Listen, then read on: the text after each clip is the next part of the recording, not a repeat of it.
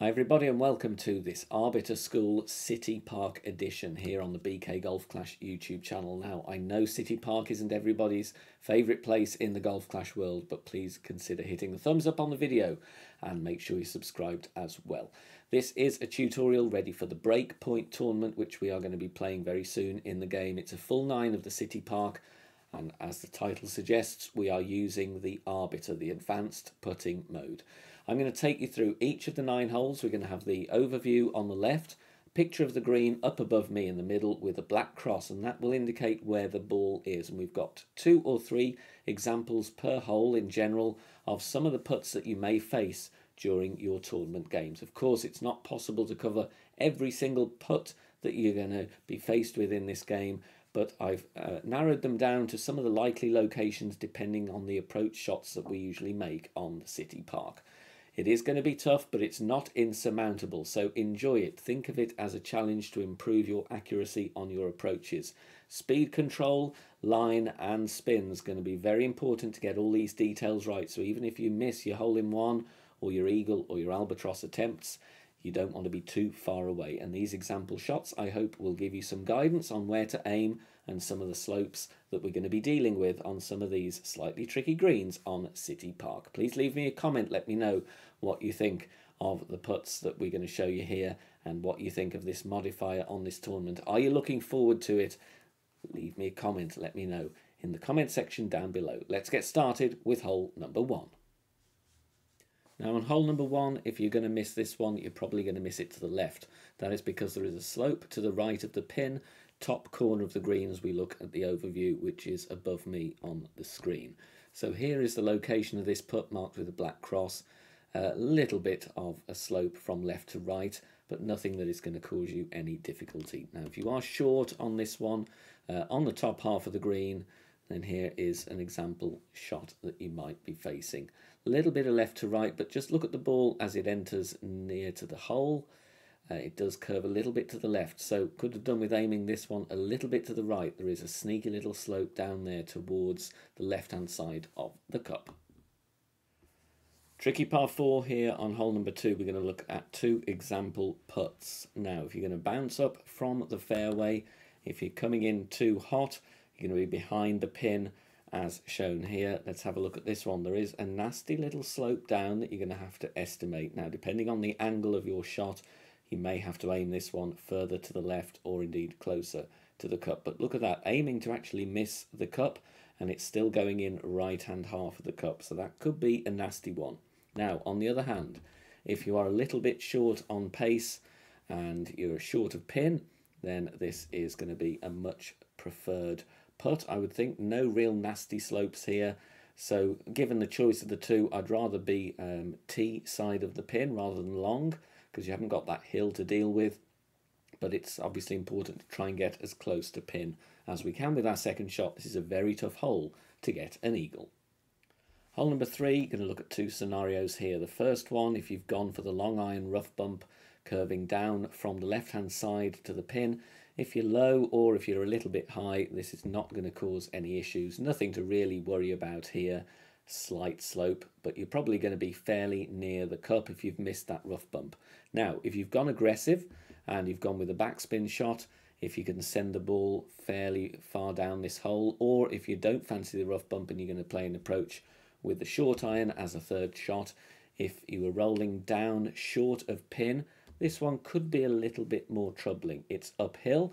We can't even see the actual cup here. So you've got to apply enough power, make sure that top highlighted band is beyond where you estimate the cup to be so that you don't fall short. So look at the dotted line there that is falling down from the flagstick. Not too much left to right or right to left to worry about, but just get the power right there if you end up short of pin with your approach. Right, onto a par 3. The first example is assuming you've gone to the rough bump and you are missing to the left of the pin and slightly long. Nothing really to worry about here. There is a break from left to right, but we've got enough ball guide considering we're within 2 or 3 green squares, so we can play ball guide to hole aiming left side of the cup, dropping it dead centre. Now, if you've not gone for the rough bump, and if you've gone for the bounce up shot instead from the fairway, I would rather you go long than short. That is because the green is uphill from the beginning of the green to the pin, and you may well, if you're in the centre of the green like I am here, have a slightly unsavoury putt. We can't see the cup, but we're relying on the dotted line and making sure we've got enough power. Depending on your line, there might be a little break from one side to the other to deal with as well, but if you are playing the bounce up shot on the fairway, I'd rather go long than short on this hole. Hole number 5, going to look at 2 putts here, one from either side of the hole, just to give you an idea of what you might be looking at. Only 3 or 4 green squares away. Let's have a look first from the left of the pin. Overview there of the green with the ball location marked with a black cross. Slightly uphill, not too much to worry about there. That is not going to cause any difficulties. Now on the right hand side, a little bit further away in this example, slightly downhill and a little bit of left to right. Ball guide not quite going to the hole because we are a little bit further away, of course. So I'm aiming this one just on the right edge of the cup, dropping it dead centre here on hole number 5. 3 example putts to look at here on hole 6, a very tricky par 5. First example, assuming you've bounced over the bunker, you rolled a bit too long and you're beyond the pin there at the back of the green. You've got a downhill putt and a little bit of right to left, quite an extreme one where I am here in this example. And you'll see, depending on how far I'm dragging the ball back, that power band does jump around, and you don't need much power to catch the slope here, aiming sufficiently out to the right to drop it centre cup. If you've not bounced over the bunker and you've gone with topspin on the right hand side, hopefully to end up on the fringe or the fairway, if you're unlucky and you actually roll onto the side of the green, this one could be slightly nasty. So if this is the route for you, I would really make sure you want to end up on the fairway for a wedge rather than a putt, because it's going to be a lengthy one. There is a slope, as you can see, from right to left, and also you can't see the hole. So these factors here make this one a bit of a tricky one, a little bit nervy on that one. Hopefully people aren't going to have that one to deal with. It is tricky, and we're going to look at the 3rd example next, going back to the bunker bounce over, assuming that we are short of the pin. So there's the cross. We've tried to bounce over the bunker, didn't have quite the right spin though, and we are short of pin. This one is a little bit nasty as well. Let's take a look. There is a hefty left to right slope there. We're going to need to drag the ball back a fair amount just to get that band over the cup, which you can just about see there at the base of the dotted descending line. Aiming 1.5 grids to the left, and even then it's dropping right edge of cup, so that one could be a nasty one. So hole 6, I would try and refine your approach here depending on the wind angle. A couple of tokens here before going live would be advised, because all 3 putts have the potential to be missed here with this modifier. Now with hole number 7, I prefer the Guardian approach if we've not been able to get to short iron range off the tee, because the backspin you can put on with the Guardian is going to control your shot and you'll be very close to the pin if you've missed. Now if you're playing the sniper approach though, then there's a couple of things to be wary of. Option number 1, or rather worst case scenario number 1, is you're going to be short and you're going to have something like this to deal with. Fairly lengthy putt, it is downhill. There's a little bit of slope to contend with as well. Aiming 1 square to the right, 1 grid square to the right that you can see there looks a bit weird, and it looks like we're going to miss, but look at this slope from right to left as it approaches the cup. And worst case scenario number 2, if you've gone a little bit long with your approach, slightly easier downhill, but again a bit of left to right nearer the pin, and a bit of right to left nearer the ball. So this one also looks a bit weird. You can see the aim moving around depending how much power I'm applying as well. So following the ball guide, looks like we're aiming left edge of the cup, but the slope takes it just beyond right of centre. So a couple of things to watch there, but like I said, if you were able to play the Guardian approach here with backspin, make sure it ends fairly close to the pin on hole number 7.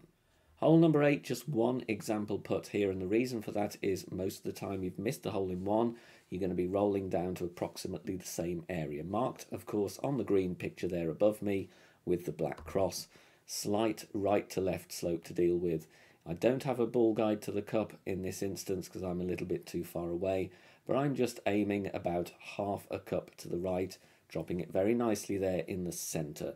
Most of the time when you do miss the slope on the green, because it's top right down to bottom left as we look at that picture, you're probably going to end up there. So that is a pretty good indication of the putt you will be facing.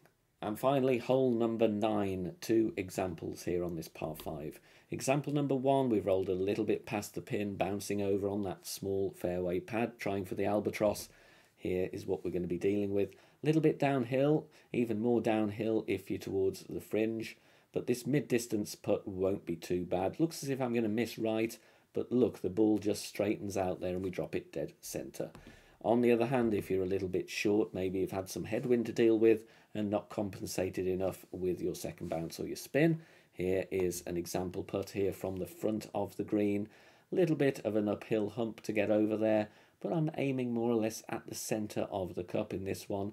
No great slopes, maybe a slight left to right towards the pin, but nothing that should cause you to miss if you are short of pin on hole number 9. Thank you so much for watching this video, the City Park edition of the Arbiter School. I hope you found it useful and that it will prepare you for some of the shots that you may well be dealing with during the tournament. Please remember to share it with your friends and clanmates in the game as well. Finally, good luck, enjoy the tournament, and I will see you all very soon. Take care, guys. Bye for now.